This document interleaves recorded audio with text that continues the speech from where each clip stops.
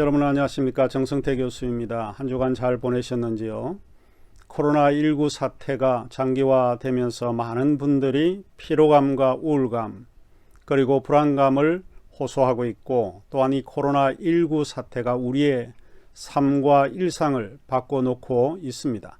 4월 첫 주가 되었음에도 불구하고 통상적 대면 강의가 이루어지지 못하고 동영상으로 여러분을 다시 만나 뵙게 되어 죄송스럽게 생각을 하고 양해해 주시기를 바랍니다. 그러면 제4주차 기독교 윤리를 강의하도록 하겠습니다. 4주차 강의를 시작하기 전에 이번 주가 부흥의 기간이라 세 번을 나누어서 하지 않고 한 번에 걸쳐서 강의를 하도록 하겠습니다. 우리는 윤리의 일반적인 이론들을 배우고 있는데 지난주에는 공리주의와 의무론을 배웠습니다. 오늘은 그 인격주의 윤리관과 상황윤리를 공부하도록 그렇게 하겠습니다. 자, 세 번째 인격주의 윤리관은 막스 셜러에 의해서 조금 발전되었던 윤리관입니다. 윤리관은 인간의 인격에 관심을 갖습니다. 인간이 윤리적 존재라는 것은 어느 시대를 막론하고 하나의 절박한 요청으로 널리 수용되어 온 것이 사실입니다. 그 근본적인 이유는 윤리만이 인간됨과 참된 인간성의 토대를 만들 수 있다고 보았기 때문에 그렇습니다. 윤리를 배우는 근본적인 목적을 우리에게 제공하고 있는데, 인간됨됨이가 무엇인지를 가르쳐주고 그런 인간으로 만들어가는 것이 윤리를 배우는 목적이 된다라고 하는 것입니다. 인격주의는 마크 셜러 외에도 임마누엘 칸트에서 시작을 했습니다. 그리고 그 임마누엘 칸트에 대한 좀 비판적인 견제를 가지고 있었던 마크 셜러가 주로 발전시켰습니다. 셜러는 칸트의 윤리관을 비판하고 동시에 현상학적 방법을 통해서 종래의 윤리학설을 조금 비판하고 자신의 인격주의 윤리학의 새로운 지평을 확장했다고 보입니다. 셜러는 어떤 사람인가? 그는 독일 후기 부르주아 철학자이면서 사회학자, 지식사회학의 공동 창시자, 철학적 인간학에 관심을 가졌던 분으로 이해됩니다. 특별히 셜러는 에드문드 후설이라고 하는 현상학을 공부를 했는데 대부분 현상학적 방법을 토대로 자신의 사상을 발전시킨 것이 주요했다고 보입니다. 그의 중심적인 사유는 한마디로 인격입니다. 펄슨이라고 하는 개념에서 출발을 합니다. 셜러의 윤리 이론은 가치의 선언적 직관에서 좀 출발을 하고 있습니다. 여기서 세 가지 의미가 있는데 이 단어를 좀 기억을 하시면 좋을 것 같습니다. 가치의 문제, 선언의 문제, 직관의 문제, 요 세 가지 개념을 좀 이해하시면 될 것 같은데, 이것은 윤리가 과학적 방법도 아니고 감각, 지각의 방법도 아니다. 윤리는 인간의 감각과 이성을 초월하는 일종의 직관으로 이해된다는 겁니다. 그러면 일단 우리는 직관이 무언가를 여러분이 이해를 조금 해볼 필요가 있고, 또 지각이라고 하는 것도 뭐를 의미하는가, 이 두 가지를 좀 설명을 해드리면, 지각이라고 할 때 영어의 perception이라고 하는 것은 우리가 무엇을 추리하고 무엇을 연상하고 무엇을 판단하죠. 어떤 것을 행동을 할 때 머릿속에서 정신 속에서 일어나는 사유의 모든 과정을 우리는 perception, 지각이라고 이야기를 합니다. 반면에 직관이다라고 할 때 intuition이라고 하는 직관은 대상을 직접 파악하는 것인데, 이게 현상적으로 나타나는 것을 관찰하는 것을 말합니다. 현상학의 방법을 생각할 때에 떠오르는 사람이 소위 에드문드 후설을 생각하게 되는 거죠.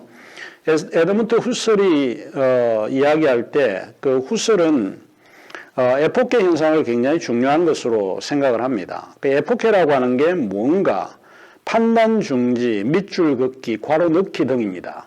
우리가 사물을 관찰하거나 현상을 우리가 바라보게 될 때에 우리의 눈으로 직접 들어오는 것들을 실제 현상이라고 우리가 이야기를 하는데, 근데 그 현상은 실제 우리가 생각하는 것하고 그때 일어났던 그거하고 다를 수가 있습니다. 그러니까 잘못 판단할 수 있고 잘못 생각할 수 있기 때문에 그거를 판단 중지하라, 이런 뜻입니다. 그래서 에포케 현상은 우리가 좀 잘못 사람들을 판단하고 이해할 수 있는 여지가 있기 때문에 그 객관적으로 다시 평가하기 위해서 에포케 현상을 하라, 이렇게 에드문드 후설이 주장을 했습니다. 그래서 직관이라고 하는 것을 굳이 에드문드 후설의 에포케 현상까지 제가 설명하는 이유는, 직관은 사물이 일어나는 것을 직접 내 속에서 파악하는 그런 현상적인 방법이기 때문에 에드문드 후설을 좀 설명을 했습니다. 셜러는 인간이 가치를 추구하는 존재로 봅니다. 우리가 무가치한 존재가 아니고 사실은 소중하고 귀한 존재다라고 하는 것을 이야기를 하고 있는데, 인간은 가치를 추구하는 그런 존재입니다. 인격은 가치적 중립적이지만 그런데 슐러가 생각할 때는 인격에는 등급이 존재한다고 봤습니다. 그리고 인간보다도 신은 가장 지고한 인격자라고 보는 것이죠. 그래서 가장 최고의 인격이 신이라고 주장을 합니다. 모든 가치가 다 도덕적 가치가 되는 것은 아니지만 도덕적 가치는 모든 실질적 가치들 가운데 특수한 위치를 차지하고 있습니다. 선과 악은 본질적으로 작용 가치로서 보다 높은 가치는 낮은 가치를 포기합니다. 우리가 어떤 높은 가치를 가지게 되면 저급한 가치들을 포기하게 되고 버릴 수밖에 없습니다. 예를 들면 이게 좋은 예는 아닐 것 같은데, 마태복음 13장 44절에 보면 밭에 감추인 보화의 비유 같은 게 나오는데, 천국은 마치 밭에 감추인 보화와 같으니 사람이 이를 발견한 후에 숨겨두고 기뻐하며 돌아가서 자기의 소유를 다 팔아 그 밭을 사느니라. 천국은 마치 밭에 감춘 보화와 같다라고 했는데, 어느 누가 길을 가다가 그 밭을 봤습니다. 근데 밭이 돌멩이고 보잘것없고 쓸모가 없는데, 근데 우연히 그 사람이 그 밭 속에 숨겨진 무언 보화를 발견하게 되면, 사람들은 불필요 가치가 없다고 생각하지만 자기는 그 가치가 있어서 그 자기의 소유를 팔아서 그 밭을 사게 됩니다. 마치 우리가 어떤 높은 가치를 구하게 되면 불필요한 저급한 그런 가치들을 포기할 수 있다라고 생각을 하게 되는 거죠. 그 다음에 셜레의 인격적 윤리주의에는 세 가지 특징이 있습니다. 첫째로는 가치적 인격주의고, 이것은 가치와 인격을 동일시하는 것을 말합니다. 사람이 그 사람을 보면 그 사람이 무엇을 추구하는 가치가 뭔가를 보면 이해가 되는 거죠. 둘째로는 정서적 인격주의가 있습니다. 이것은 인격이 추구해야 할 것이 사랑이라고 보는데, 그리고 사랑이 제도와 법보다 선행한다라고 보는 것이고, 세 번째로 상호주관적 인격주의입니다. 이것은 사회 구성원이 인격적 공동체라는 것을 전제로 합니다.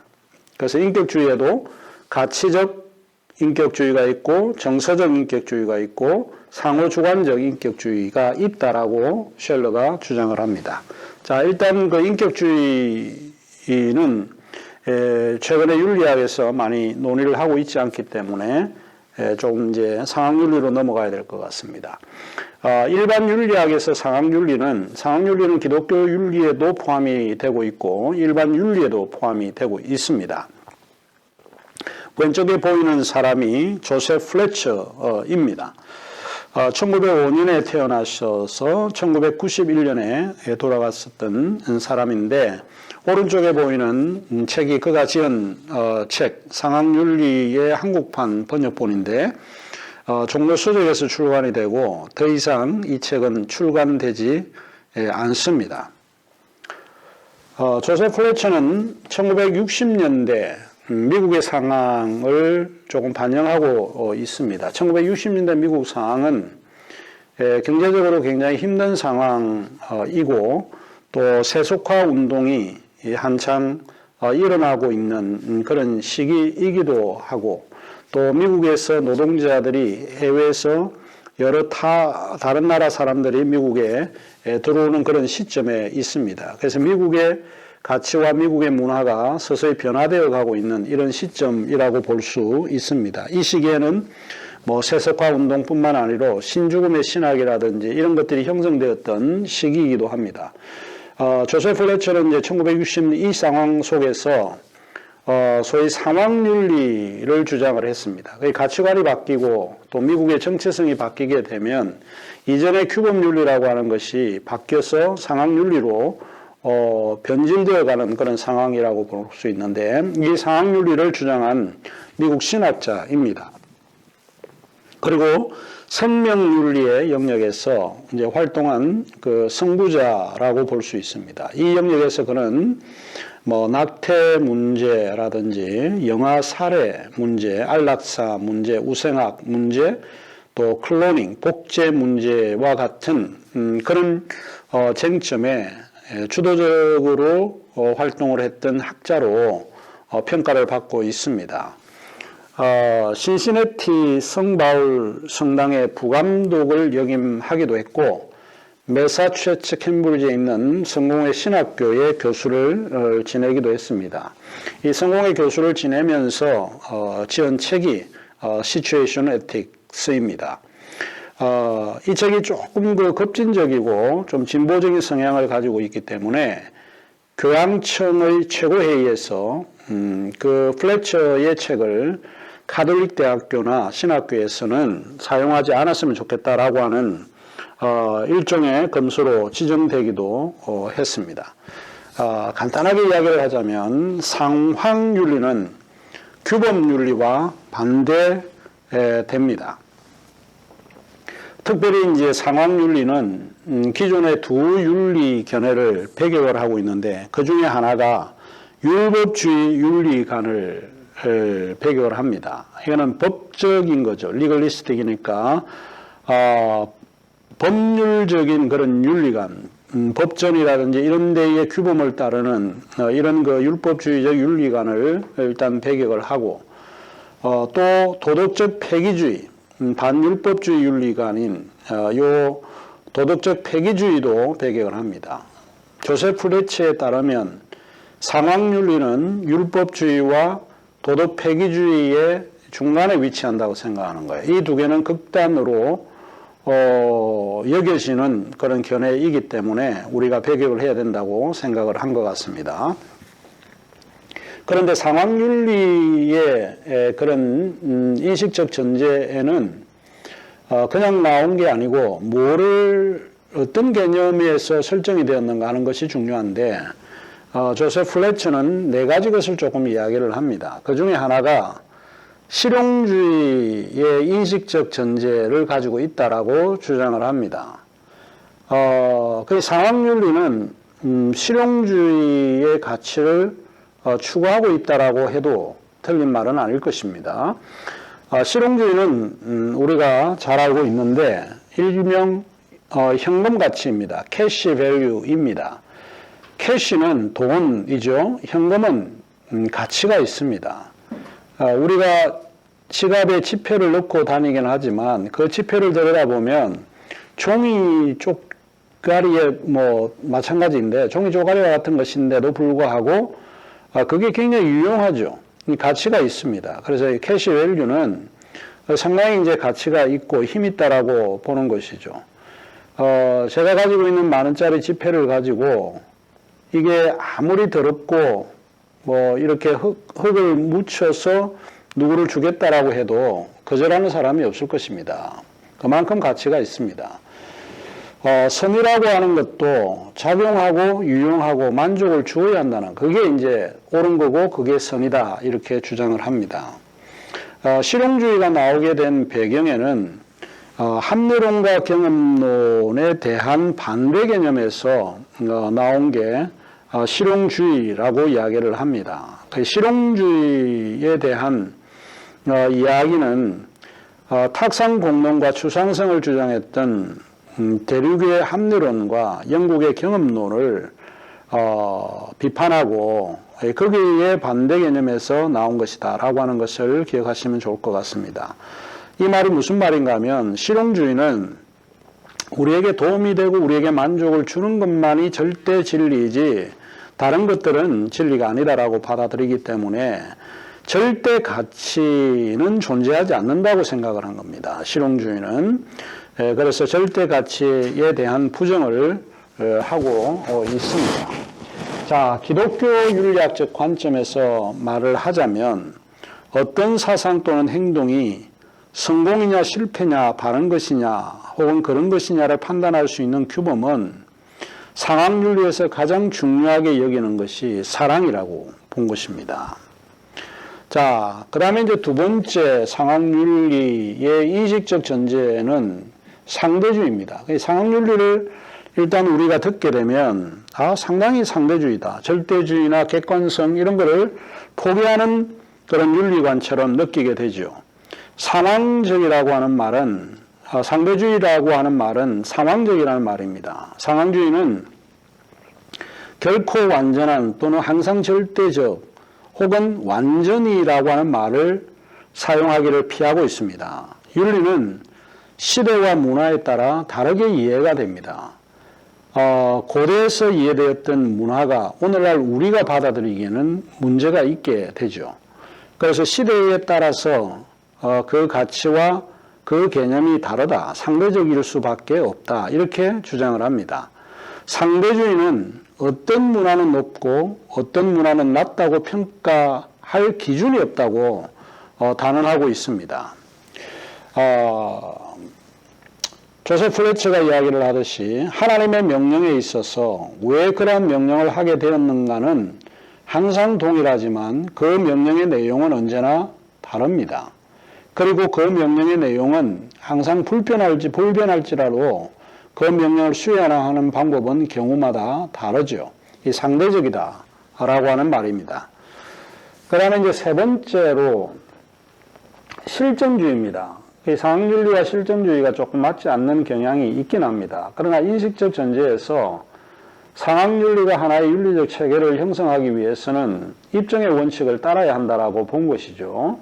실정주의는 사실관계에 근거해서 확고한 논증을 하게 되는 것을 소위 파지티비즘, 실정주의라고 이야기를 하는데 실정주의에는 두 가지 형태의 실정주의가 있습니다. 신학적 실정주의가 있고 그 다음에 자연주의적 그런 실정주의가 있습니다. 안셀무스는 이런 이야기를 했습니다. 나는 알기 위해서 믿는다라고 보는 거죠. 추구하는 것은 결국 알아야 된다라고 하는 인식의 차원입니다. 상황윤리라고 하는 것도 결국에는 우리의 인식의 문제를 좀 다루고 있다라고 보는 거고, 그리고 나는 가치 판단을 위하여 믿는다는 거예요. 내가 믿는 이유는 정확하게 판단하기 위해서 믿는 것이죠. 물론 이게 안셀무스의 11세기에 있었던 소위 논쟁 중에 하나이긴 하지만 이만큼 우리가 어떤 그 체계를 받아들이기 위해서는 그 체계가 확고하게 어떤 그 사실에 근거되어 있는가, 실정과 검증의 원칙에 따라서 주장하고 있는가를 살펴보는 것이 필요하다고 보는 것이죠. 기독교 윤리학은 하나님에 대한 신앙을 갖고 사실을 규명하려고 하며 하나님께서 사랑하라고 명령하려고 하며 하나님께서 사랑하고 명하신 그 명령을 끝까지 순종하는 것으로 어떤 상황의 문제이든지 해결하고 하는 것이다. 그러니까 결국은 명령을 가지고 하나님이 우리에게 뭔가 사랑하라고 명령을 했으면 그 문제가 무엇인지 우리의 인식적 차원에서 문제를 해결하고 생각을 해보아야 된다라고 하는 것입니다. 그 다음에 네 번째, 우리 인격주의 윤리관하고 유사한 건데 상학윤리도 그 방점을 가지고 있는 것이 인격입니다. 상학윤리의 중심적인 관심은 사물이라든지 제도라든지 법이 우선되는 것이 아니라 인간이고 그 인간이 가지고 있는 사랑이 굉장히 중요한 요소다라고 주장을 합니다. 이 상학윤리에서 좀 신앙의 대상인 하나님을 생각할 때 하나님은 인격적 존재입니다. 사랑이 많은 존재죠. 하나님의 형상도 결국에는 인격적이다라고 보는 거죠. 칸트가 말했듯이 우리가 인간을 대할 때 목적으로 대해야지 수단으로 대해서는 안 된다는 거예요. 나보다 좀 못한 사람이 있고 좀 세상에서 조금 버림받는 이런 류의 사람들이 있다고 해도 우리는 그 사람을 목적으로 삼아야 합니다. 그건 인간 그 자체로 봐야 되지 우리는 그 사람을 수단으로 여기서는 안 된다라고 하는 칸트의 말이 일리가 있는 말이 아닐까 싶습니다. 가치라고 하는 것은 어떤 사물에 본래적으로 존재하는 것이 아니고 그 사물이 사용되는 목적에 의존하고 있습니다. 사랑이라고 하는 것은 사람의 것이고 사람에 의한 것이고 또 사람을 위한 것입니다. 물질은 사용되어질 따름이지만 인간은 사랑의 대상입니다. 수단이라든지 이용의 대상이 되어서는 안 된다는 것입니다. 만일 인간이 사용되어지고 물질이 사랑을 받게 되면 그것은 비윤리적일 수 있고 부도덕한 일일 수밖에 없습니다.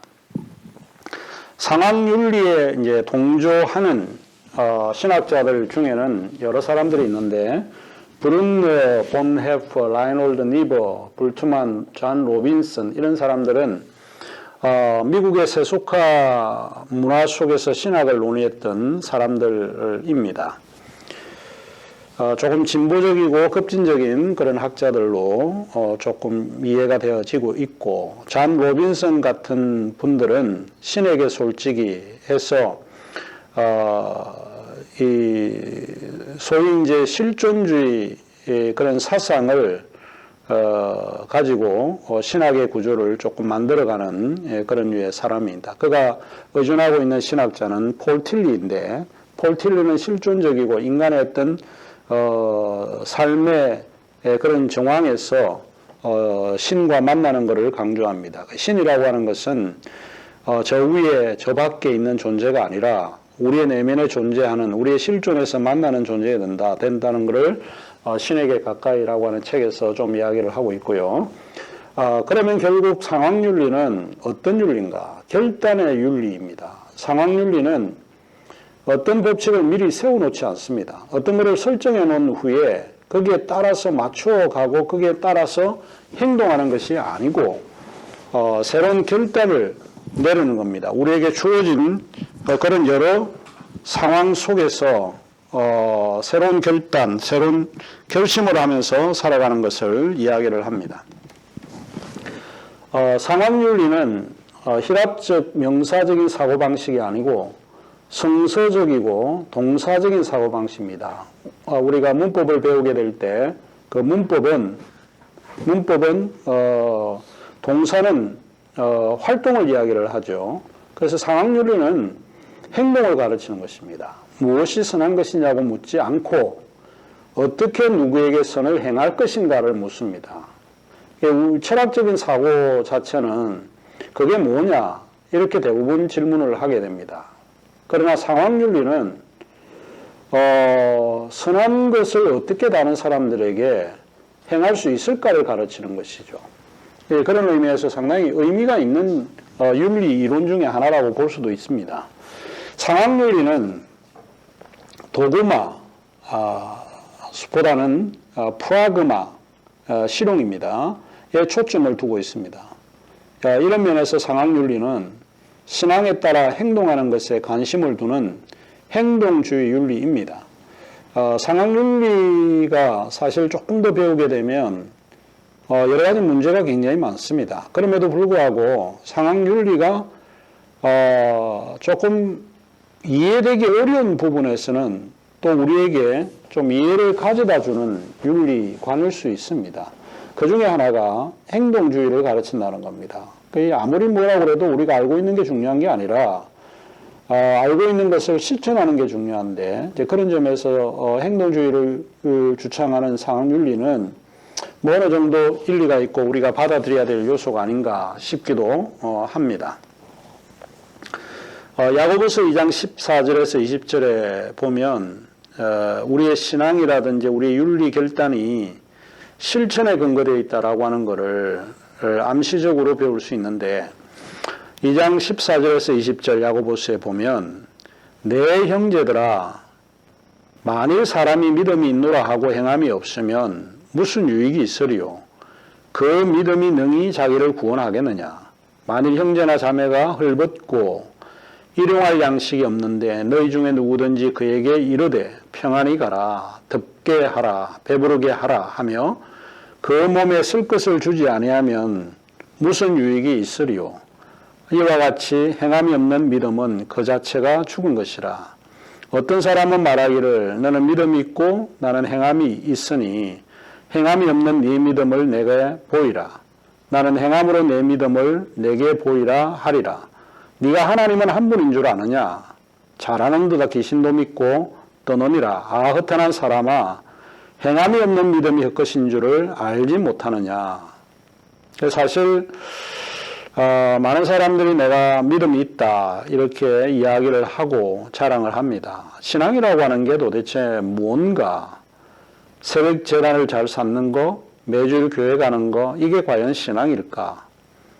그런데 그런 신앙이 있다라고 해도 사실 우리 주변에 우리의 형제가 헐벗고 먹을 게 없고 이런데 평안히 가라, 덥게 가라, 배부르게 가라 이렇게 말만 한다라고 하면 그게 야고보서는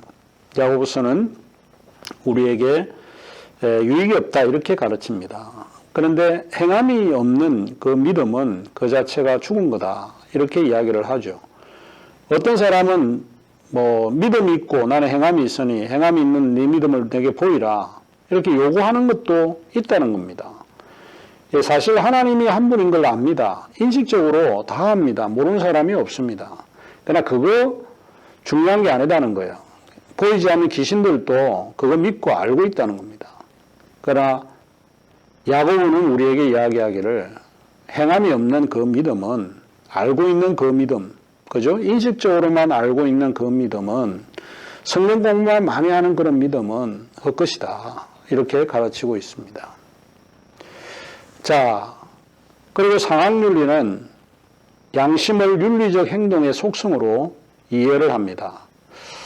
자, 이 문제가 이제 이것인데, 양심이 뭐냐 하는 것입니다. 우리가 태어날 때에 이미 선언적으로 양심이 있다라고 믿고 있기 때문에, 그런데 이 양심은 윤리학에서는 도덕적 의식을 지칭하고 있는 말이기도 합니다. 그 상황윤리는 어떤 판단을 하게 될 때 사실 그 사회 속에서 규정하고 있는 법이라든지 제도라든지 관습에 따르는 것보다는 그 양심의 소리를 듣고 윤리적 행동으로 옮겨야 된다라고 하는 것을 우리에게 가르쳐 주고 있습니다. 사도 바울은 로마서 2장 14절에 15절에 이 사실을 굉장히 분명하게 이야기하고 있습니다. 율법 없는 이방인이, 사실은 이방인들은 율법을 알 필요도 없고 지켜야 될 이유도 없습니다. 그런데 율법 없는 이방인이 본성으로 율법의 일을 행할 때는 이 사람은 율법이 없어도 자기가 자기에게 율법이 된다는 거예요.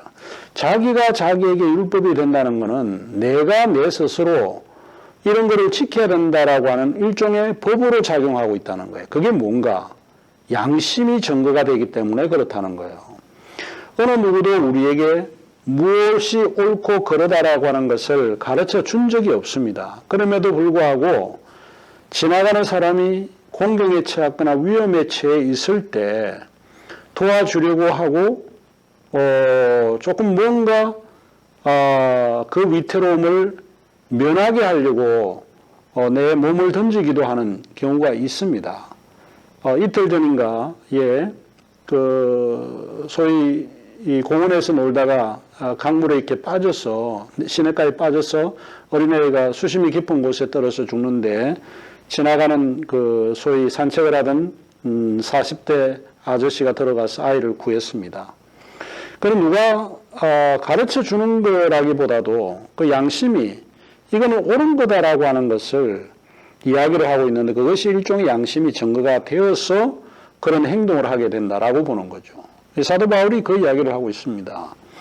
양심이 증거가 되어 그 생각들이 서로 혹은 고발하여 변명하여 그 마음에 새긴 율법의 행위를 나타낸다는 거예요. 그러니까 율법을 알지 못하는 이방인조차도 양심에 따라서 행동하는 것은 안다라고 하는 것입니다.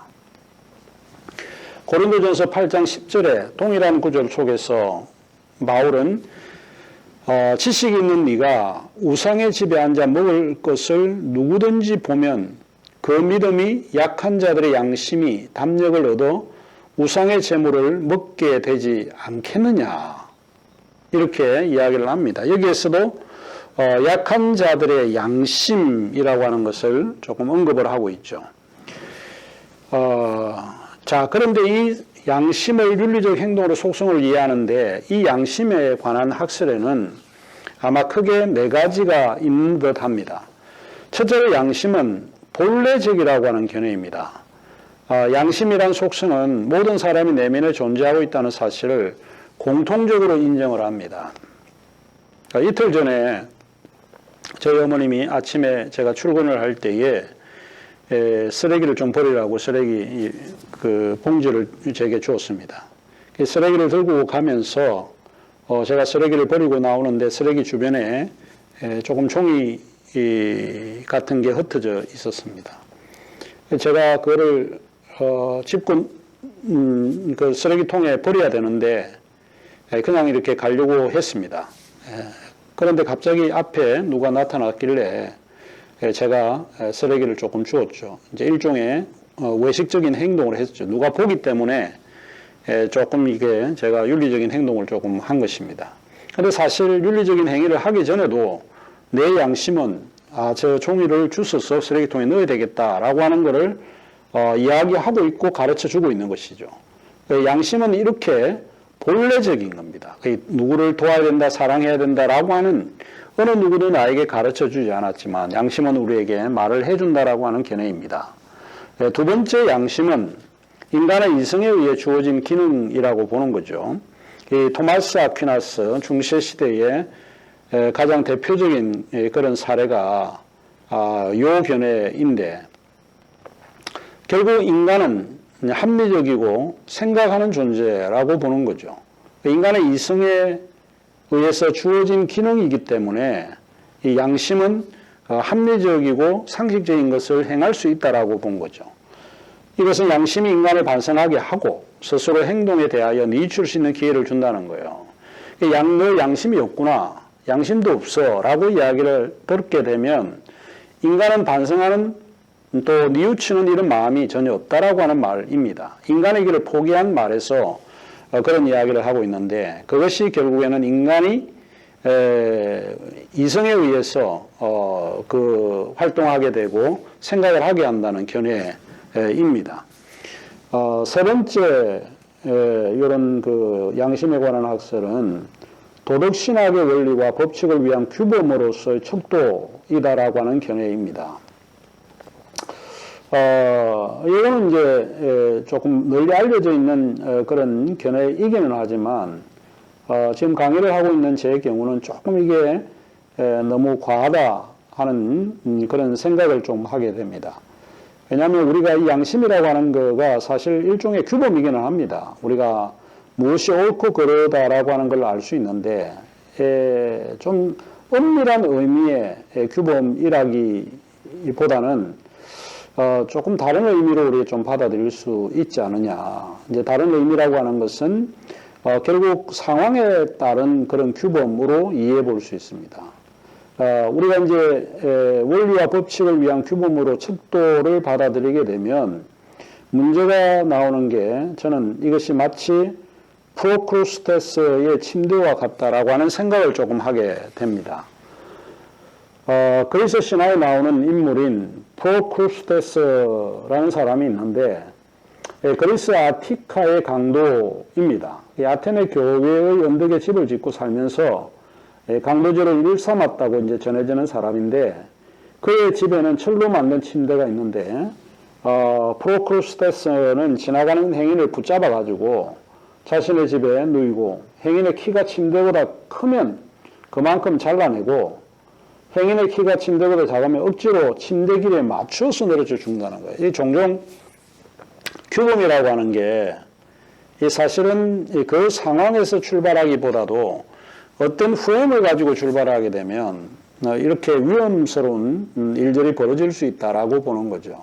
우리가 사람을 평가를 하게 될 때도 그 사람의 상황에서 이해를 하기보다는 내 상황에서 이해하는 경우가 굉장히 많은데, 물론 양심이 이제 이런 형태로 나타나긴 하지만 우리가 조금 이제 이 부분은 좀 비판적으로 좀 검토를 해야 되지 않을까 생각을 합니다.